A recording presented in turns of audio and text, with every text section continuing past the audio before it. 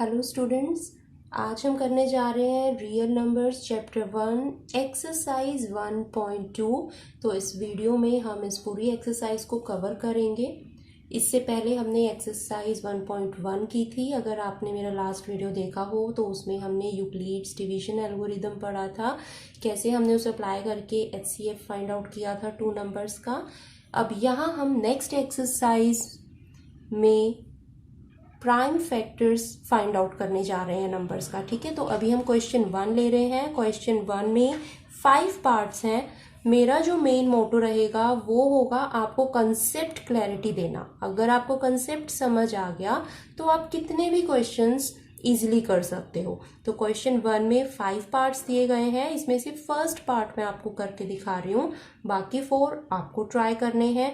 नहीं होते हैं, प्रॉब्लम आती है तो आप कमेंट सेक्शन में कमेंट करके बता सकते हैं। तो first question is express 140 as a product of prime factors. Prime factors क्या होता है बेटा, आप पहले करके आ चुके हो कि हम किसी भी नंबर के फैक्टर्स बना सकते हैं, है ना, फैक्टराइज कर सकते हैं। जैसे 8 को हम, ये जस्ट मैं फॉर एग्जांपल बता रही हूँ, ये सॉल्यूशन का पार्ट नहीं है। 8 को हम 2 इंटू 2 इंटू 2 लिख सकते हैं। अगर हम 12 की बात करें 2 इंटू 2 इंटू 3 लिख सकते हैं, है ना। तो ये जो हमने नंबर को ब्रेक डाउन कर दिया, ये सब हमारे पास क्या है, ये नंबर के फैक्टर्स हैं। तो अब हमें क्या करना है कि 140 को हमें प्राइम फैक्टर्स में ब्रेक करके दिखाना है। कैसे कर सकते हैं इसको, प्राइम फैक्टर्स ऑफ 140। सबसे इजी मेथड क्या है प्राइम फैक्टर्स निकालने का, आप उस नंबर का LCM निकाल लो, है ना। आप रफ में कभी भी कैलकुलेट करके रख सकते हो, क्योंकि माइंड में हम इतनी फास्ट कैलकुलेशन कई बार नहीं भी कर पाते हैं। तो रफ वर्क, जब भी आप एग्जाम में बैठे हो, आप साइड में एक लाइन ड्रॉ करके या फिर लास्ट शीट को रफ वर्क के लिए यूज कर सकते हो, और वहां पर आप जो मर्जी कैलकुलेशन करके देख सकते हो, ठीक है ना। तो यहाँ पर हम ये LCM कैसे लेते होते थे, जैसे 2 7 14 और 0 कैरी कर लिया। अब फिर हम 70 को 2 से डिवाइड करेंगे तो 35 आ जाएगा। आई होप ये LCM आपको आता होगा, लेकिन अगर नहीं आता है तो आप कमेंट सेक्शन में बता सकते हैं। 5 7 35, 7 1 7, ठीक है। तो हमने इसको ब्रेक डाउन कर दिया। अब अगर हम ऐसे डायरेक्ट मल्टीप्लाई करके देखते तो हमें दिक्कत आती करने में, तो हमने क्या किया, इसको LCM निकाल कर देखा। अब हम इजीली इसको प्राइम फैक्टर्स के तौर पर लिख सकते हैं। तो आंसर क्या हो गया, 2 कितनी बार आ रहा है, 2 बार आ रहा है, तो 2 स्क्वायर इंटू 5 इंटू 7, बस ये हमारा आंसर है ना। सिंपल बेटा, कोई भी क्वेश्चन डिफिकल्ट नहीं है जब तक आप उसको अच्छे से ध्यान लगाकर कर रहे हो। और 10th की मैथमेटिक्स तो वैसे भी बहुत ज़्यादा इंटरेस्टिंग है, सिर्फ और सिर्फ आपको थोड़ा सा ध्यान देने की ज़रूरत है। अब है क्वेश्चन सेकेंड।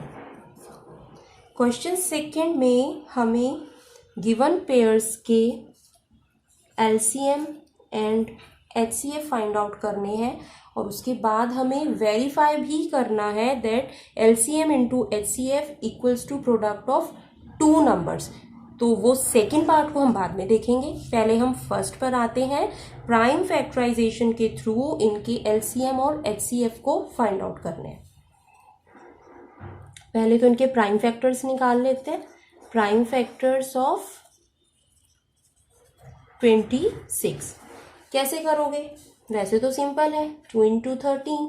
और ज़्यादा प्राइम फैक्टर्स तो इसके हो नहीं सकते, क्योंकि 13 को तो हम ब्रेक डाउन कर नहीं सकते।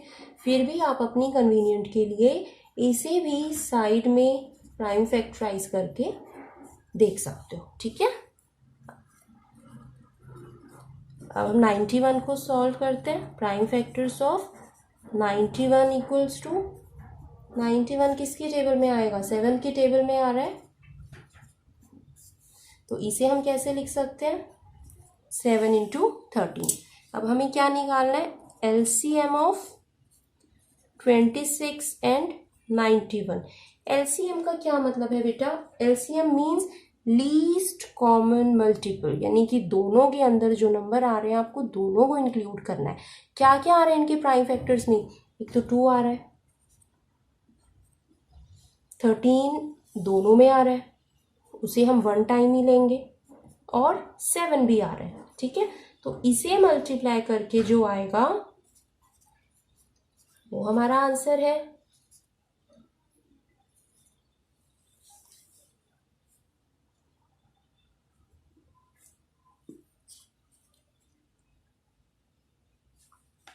नेक्स्ट है HCF of 26 and 91।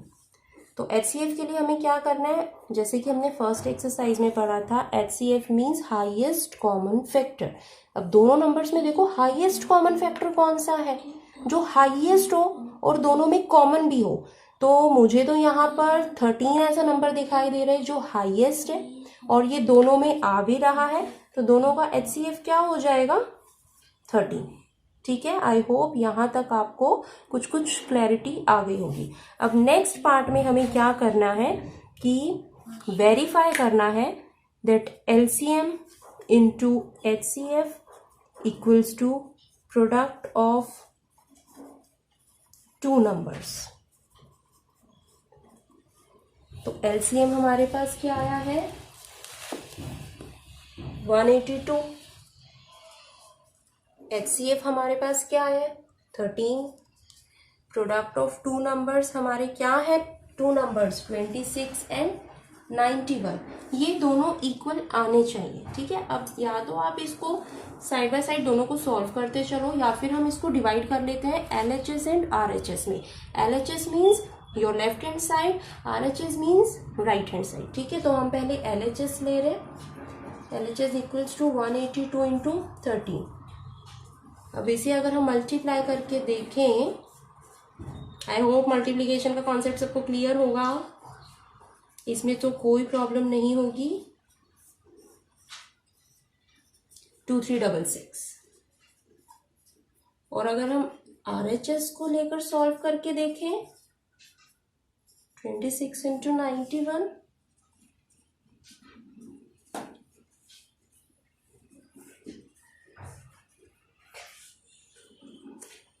It's also coming out to be 2366। दोनों इक्वल आ गए, यही हमें वेरीफाई करना था, और यही आपके सॉल्यूशन का करेक्ट होने का साइन भी है कि जब भी आप दो नंबर्स की HCF और LCM को मल्टीप्लाई करोगे तो वो प्रोडक्ट हमेशा उन दोनों की मल्टीप्लिकेशन के इक्विवेलेंट आना चाहिए। अगर वो इक्वल नहीं आ रहा, इसका मतलब आपने कहीं ना कहीं या तो LCM फाइंड आउट करने में मिस्टेक की है या HCF फाइंड आउट करने में मिस्टेक की है, तो कहीं ना कहीं कुछ तो गड़बड़ है। आप वापस उस क्वेश्चन पर ऊपर जाइए, उसको दोबारा से चेक कीजिए, प्रॉब्लम कहाँ पर हुई है वो देखिए। अब हम थर्ड क्वेश्चन कर रहे हैं एक्सरसाइज 1.2 का, जिसमें हमें 3 नंबर्स का LCM और HCF फाइंड आउट करना है यूजिंग प्राइम फैक्टराइजेशन मेथड, वही मेथड जिसको यूज़ करके हमने फर्स्ट एंड सेकंड क्वेश्चन को सॉल्व किया है। ठीक है, तो 12, 15 एंड 21 कैसे लिख सकते हैं हम इनके प्राइम फैक्टर्स को, हमने ब्रेक डाउन किया था। प्राइम फैक्टर्स ऑफ 12 कैसे आएगा, 12 2 to the 4 and 4 3 the 12. Prime factors of 15, it's only 3 5 the 15. Next है prime factors of 21. 21 कैसे आएगा, 3 into 7 है ना। ये तो छोटे नंबर थे तो हमने बहुत जल्दी मल्टीप्लाई करके लिख दिया, लेकिन अगर इससे ज़्यादा बड़े नंबर हो आपके पास तो ऑब्वियसली आपको जो पहले मेथड समझाया गया है उनको प्राइम फैक्टराइज किस तरीके से करना है LCM लेकर, आप उसके थ्रू उसको कर सकते हो। अब हम फाइंड आउट करते हैं इनका LCM। LCM का क्या मतलब है, लीस्ट कॉमन मल्टीपल। तो लीस्ट कॉमन मल्टीपल क्या है तीनों नंबर्स का, इसके अंदर जितने भी नंबर्स आ रहे हैं हमें उन सबको ही पिक कर लेना है। 2 आ रहा है, ये 2 भी आ रहा है, नेक्स्ट नीचे किसी में नहीं है, जो तीनों में कॉमन आ रहा है वो आपको सिर्फ एक बार ही लेना है। जैसे ये 3 इसमें भी है और इसमें भी है, तो इसे हम 1 टाइम ही लिखेंगे। 5 भी है, 7 भी है ना। ये आपको याद रखना है कि 3 यहाँ पर, इसको 3 टाइम्स नहीं काउंट कर लेना आप, 3 को 3 टाइम्स नहीं लिखना है आपको। ये जो तीनों में आ रहा है, जो सब में कॉमन आ रहा है नंबर, उसको एक ही बार लिखोगे। और अब इसको मल्टीप्लाई करोगे, 2 to the 4, 3 5 the 15, 15 4 the 60, 420। ठीक है, तो इसका एलसीएम क्या हुआ? 420। और एचसीएफ क्या हो जाएगा? 12, 15 और 21 का। तो बताओ इसका हाईएस्ट कॉमन फैक्टर कौन सा है? कॉमन कौन सा नंबर दिखाई दे रहा है आपको इन तीनों में? ऑब्वियसली 3 तीनों में आ रहा है ना। हाईएस्ट भी यही है, क्योंकि इससे बड़ा कोई और नंबर है ही नहीं जो तीनों में कॉमन आ रहा है। तो इन तीनों का एचसीएफ क्या हो गया हमारे पास? 3। होप कि आपको कुछ कुछ ज़रूर समझ आया होगा बेटा, लेकिन ऐसे वीडियो देखने से बात नहीं बनेगी। आपने वीडियो देख लिया, आपने कंसेप्ट समझ लिया, अब उठाओ अपना पेन और अपनी नोटबुक और आगे के क्वेश्चंस आप खुद ट्राई करके देखो, क्योंकि आपका कॉन्फिडेंस तभी बिल्टअप होगा जब आप खुद किसी प्रॉब्लम का सॉल्यूशन निकाल पाओगे, है ना। ऐसा नहीं है कि सिर्फ हमने वीडियो देख लिया, 5 घंटे की वीडियो देख ली, 7 घंटे वीडियो देखने में लगा दिए, पूरा कॉन्सेप्ट समझ लिया, भाई मुझे तो बहुत अच्छे से आ गया। No, never. मैथमेटिक्स कभी भी सिर्फ देखकर नहीं समझ आ सकती। मैथमेटिक्स समझने के लिए, क्वेश्चंस में सॉल्यूशंस निकालने के लिए, उनमें एक्सपर्ट होने के लिए उसको खुद सॉल्व करना बेटा बहुत ज़रूरी है। तो अब ये क्वेश्चन आपको क्लियर हो गया है। अब आप अपनी नोटबुक उठाओ और इसके बाकी पार्ट्स खुद करके देखो। नहीं, अगर आप एनसीईआरटी में से कर रहे हो, कोई भी बुक जो कर रहे हो, किसी भी वीडियो को अगर आप देख रहे हो, लिमिटेड टाइम तक ही आपको देखना है और उसके बाद ज़्यादा टाइम जो आपको डिवोट करना है, वीडियो देखने में डिवोट नहीं करना है, वो सेल्फ स्टडी में डिवोट करना है। वो सेल्फ स्टडी है जो आपको कहीं आगे तक लेके जाएगी। वीडियो आपको कहीं नहीं लेकर जाने वाली, वो सिर्फ आपको कंसेप्ट समझाने के लिए है। तो बेटा ज़्यादा मेहनत सेल्फ स्टडी में करनी है, वीडियो देखने में ज़्यादा आंखें नहीं थकानी है। ठीक है, तो ये हमारा क्वेश्चन 3 हो गया। अब हम करते हैं क्वेश्चन नंबर 4। क्वेश्चन 4 में क्या है? गिवन दैट 2 नंबर्स का एचसीएफ हमें गिवन है ना। 2 नंबर्स 306 एंड 657, इनका एचसीएफ हमें गिवन है। हमें इन दोनों नंबर्स का एलसीएम फाइंड आउट करना है। अब क्वेश्चन 2 में आपको याद हो, हमने इस स्टेटमेंट को वेरीफाई किया था, है ना, कि किसी भी 2 नंबर का प्रोडक्ट उसके एलसीएम और एचसीएफ के प्रोडक्ट के इक्वल होता है। तो उस वेरिफिकेशन स्टेटमेंट को हम अपने क्वेश्चन 4 के सॉल्यूशन में यूज़ करने जा रहे हैं। एलसीएम क्या है हमें नहीं पता, वो हमें फाइंड आउट करना है। एचसीएफ क्या दिया हुआ है 2 नंबर्स का? Given that HCF of 2 numbers is equal to 9। बेटा क्वेश्चन ना बहुत ध्यान से पढ़ना है। मैंने बहुत बार नोटिस किया है कि बच्चे क्वेश्चन देखते ही घबरा जाते हैं, पढ़ते भी नहीं है, देखते ही घबराहट हो जाती है। तो उसको पढ़ो, वो कोई भूत थोड़ी ना है, पढ़ोगे तभी तो समझ आएगा ना कि क्वेश्चन में क्या हमें गिवन है, क्या हमें फाइंड आउट करना है। ध्यान से पढ़ना है, बिल्कुल शांत दिमाग से। उसमें कुछ भी जो आपने पढ़ा है उससे अलग उसमें कुछ भी नहीं होने वाला, कुछ भी बाहर से नहीं होने वाला। जितनी आपकी नॉलेज है उससे अलग कुछ भी नहीं होगा उसमें, ठीक है। जितना आपने सीखा है उसको ही अप्लाई करना है। अब प्रोडक्ट ऑफ 2 नंबर्स, कौन से हैं 2 नंबर हमारे पास? बिल्कुल आपको पता है, 306 एंड 657। कैसे सॉल्व करेंगे अब हम इसे? एलसीएम और 9 का प्रोडक्ट, जिसमें से हमें एलसीएम को फाइंड आउट करना है। तो ये 9 कहाँ चला जाएगा? ये 9 चला जाएगा सामने वाले के डिनोमिनेटर में, राइट। न्यूमरेटर में इनका प्रोडक्ट रह जाएगा और डिनोमिनेटर में ये नंबर आ जाएगा। ऐसे ही होता है ना कि जब भी हम कोई भी इक्वेशन, सपोज 2x = 6 है, मैं कह रही हूँ कि इस इक्वेशन में से मुझे x की वैल्यू निकाल कर दिखाओ कितनी आएगी, तो x क्या हो जाएगा? 2 कहाँ जाएगा? 6 के डिनोमिनेटर में, और आप इसको कट करके वैल्यू बता दोगे, है ना। तो ये एलसीएम क्या है, ये एलसीएम x की ही जगह पर है ना। 2 की जगह पर हमारे पास 9 हो गया, और ये सामने वाले नंबर्स की जगह हमारे पास इन दोनों नंबर्स का प्रोडक्ट हो गया। तो मैथमेटिक्स में बेटा चीज़ें वही रहती है, जो आपके बेसिक फॉर्मूला है सब वही रहता है, उसको अप्लाई करने का तरीका भी वही रहता है, सिर्फ क्लासेस के हिसाब से इक्वेशंस थोड़ी बड़ी हो सकती हैं, जिसे देख के डरना तो बिल्कुल भी नहीं है। पता है ना आपको, डर के आगे जीत है, बिल्कुल ये बात आपको मैथमेटिक्स में अप्लाई करनी है। 9 से डायरेक्ट कट करने में प्रॉब्लम है तो 3 से कर लेते हैं पहले, है ना, छोटा है जल्दी हो जाएगा। 3 3 द 9, 3 1 द 3 एंड 3 2 द 6, ठीक है। अगेन 3 से कर देते हैं, 3 1 द 3, 3 3 द 9 एंड 3 4 द 12। तो ये 34 इंटू 657 जो भी आएगा बेटा वो आपका आंसर है, ठीक है। ये हो गया हमारा क्वेश्चन नंबर 4।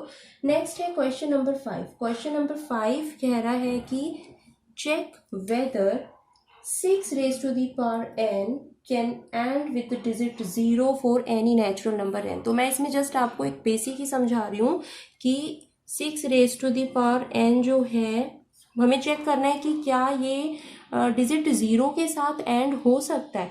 देखो अगर ये नंबर 0 के साथ एंड हो रहा है, that 6 raised to the power something, 6 raised to the power 2 ले लो, 6 raised to the power 3 ले लो, 6 raised to the power 4 ले लो, 5 6 सो ऑन, मतलब कि आपको 6 के मल्टीप्लिकेशन में 6 की पावर्स के मल्टीप्लिकेशन में जाना है, ठीक है। तो 6 को 2 टाइम्स अगर हम करेंगे 36 आ जाएगा। 36 को फिर एक बार हमने और 6 से किया तो 216 आएगा। तो बेटा आप 6 को कितनी भी बार मल्टीप्लाई करके देखोगे, वो 6 6 36 में 6 वाला फैक्टर तो हमेशा लास्ट में रहने वाला है, कभी भी 0 तो नहीं आने वाला। अगर ये यहाँ पर 0 आता है, इसका मतलब क्या होना चाहिए कि 6 के फैक्टर्स में कहीं ना कहीं 5 होना चाहिए, तभी वो 0 आ पाएगा, है ना। लेकिन ऐसा तो नहीं है। 6 के फैक्टर्स क्या है हमारे पास, 2 इंटू 3 है, और इनकी जो पावर्स हैं वो 0 पर एंड नहीं होने वाली है, ठीक है। तो फिर इन्होंने कहा था कि चेक कीजिए कि क्या ये 0 पर एंड होता है। तो हमने चेक करके क्या फाइंड आउट किया कि ऐसा कोई फैक्टर नहीं जिससे कि ये 0 पर एंड होता हो। क्वेश्चन 6 में अब हमें बताना है, चेक करना है कि ये दोनों कंपोजिट नंबर है या नहीं। तो कंपोजिट नंबर प्रूव करने से पहले हमें पता होना चाहिए कि कंपोजिट नंबर होते क्या है। कोई भी ऐसा नंबर जिसे हम प्राइम फैक्टर्स में शो कर सकते हैं वो कंपोजिट नंबर बन जाता है, ठीक है। यानी कि किसी 2 नंबर का 3 नंबर का फैक्टर हम अगर शो कर सकते हैं तो वो नंबर एक कंपोजिट नंबर बन जाता है। तो अब यहाँ अगर हम देखें इसके अंदर, देखो ये एक टर्म है, ये दूसरी टर्म है, 13 इसमें भी है और 13 इस टर्म में भी है। अगर हम 13 कॉमन ले लेते हैं तो अंदर ब्रैकेट में क्या बचता है, 7 into 11 plus 1, it means 77 plus 1 which is equals to 13 into 78। Factors में हमने शो कर दिया, और फैक्टर्स में अगर कोई नंबर शो हो गया इट मीन्स कि वो एक कंपोजिट नंबर है, ठीक है। ऐसे ही हम सेकेंड पार्ट में करेंगे। ये एक पार्ट है, ये दूसरा पार्ट है। अब दोनों में देखकर बताओ मुझे कौन सा नंबर कॉमन आ रहा है, राइट 5। तो 5 को अगर हम कॉमन ले लें, अंदर क्या बचेगा, 5 तो बाहर चला गया, अंदर क्या बचा 7 इंटू 6, बाकी जो बचा वो सब अंदर रह जाएगा। और यहाँ क्या आ जाएगा, यहाँ से 5 बाहर जा चुका है तो 1 यहाँ पर बचेगा, है ना। कॉमन लेना आता है ना बेटा आपको कि 5 1 5, 0 मत लिख देना यहाँ पे, क्योंकि 5 इंटू 0 तो वो 0 हो जाएगा। वो 5 जब वहाँ से बाहर चला गया तो अंदर क्या रह जाएगा, 1 रह जाएगा। यानी कि वो डिजिट रहनी चाहिए जिसको मल्टीप्लाई करके आप इस इक्वेशन पे वापस पहुँच सको। तो इसे जब आप सॉल्व करोगे तो 5 इंटू ये ब्रैकेट आप पूरा जब सॉल्व करोगे, 2 3 the 6, 6 4 the 24 plus 1, 5 into 7 into plus 1, 5 into plus 1 and 5 5 4 0 और we can say, sorry, 5 into 1109। ठीक है, तो ये भी हमने प्रोडक्ट ऑफ फैक्टर्स के तौर पर शो कर दिया। तो कोई भी नंबर जो प्रोडक्ट ऑफ फैक्टर्स के थ्रू शो हो जाए वो कौन सा नंबर है? कंपोजिट नंबर है। इसका मतलब हम कह सकते हैं कि ये दोनों गिवन नंबर्स कंपोजिट नंबर्स हैं। ठीक है, अब नेक्स्ट है हमारे पास क्वेश्चन नंबर 7। आप अपनी एनसीईआरटी बुक में देखिए, मैं इसको सॉल्व नहीं करके दिखाऊंगी, मैं आपको सिर्फ सॉल्व करने का हिंट बताऊंगी, करके आपको खुद देखना है। There is a circular path around a sports field. Sonia takes 18 minutes to drive one round of the field, while Ravi takes 12 minutes for the same. Suppose they both start at the same point and at the same time and go in the same direction. After how many minutes will they meet again at the starting point? बड़ा simple सा question है बेटा कि एक sports field में एक circular path है। सोनिया जो है वो 1 राउंड को कंप्लीट करने में 18 मिनट्स लेती है, जबकि रवि जो है वो उसी राउंड को कंप्लीट करने में 12 मिनट्स लेता है। अब वो दोनों एक ही टाइम पर एक ही पॉइंट से स्टार्ट कर रहे हैं, एक ही डायरेक्शन में जा रहे हैं। हमें बताना है कि वो दोनों कितने टाइम बाद स्टार्टिंग पॉइंट पर मिलेंगे। तो इसमें हम अब सोचो, इसके अंदर आपको क्या निकालना होगा? दोनों का एलसीएम निकालना होगा या एचसीएफ निकालना होगा? देखो मैंने हिंट तो तुम्हें दे दिया कि निकालना क्या है, या तो एलसीएम निकालना है या एचसीएफ निकालना है, दोनों में से अलग नहीं निकालना है। अब आप खुद इसमें दिमाग लगाओ कि दोनों एक ही पाथ पर जा रहे हैं। ठीक है, एक की स्पीड 18 मिनट्स है उसको कवर करने की, एक की स्पीड 12 है। तो हमें वो लीस्ट कॉमन टाइम निकालना है या हाईएस्ट कॉमन टाइम निकालना है जब दोनों मीट करेंगे। ठीक है, जो आपके माइंड में आंसर क्लिक करे आप उससे सॉल्व करके देखना और मुझे कमेंट बॉक्स में कमेंट करके बताना कि क्या आपको इसका आंसर मिला। तो अभी तक के लिए इतना। नेक्स्ट क्लास में हम 1.3 एक्सरसाइज करेंगे। Till then bye.